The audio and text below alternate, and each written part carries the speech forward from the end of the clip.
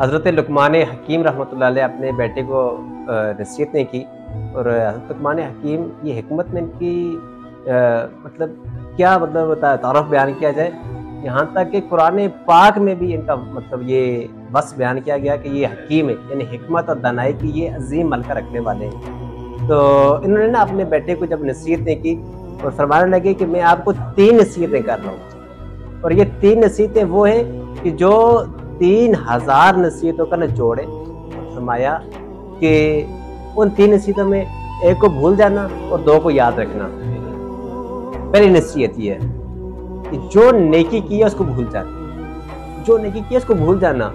اور دوسری نصیحت یہ ہے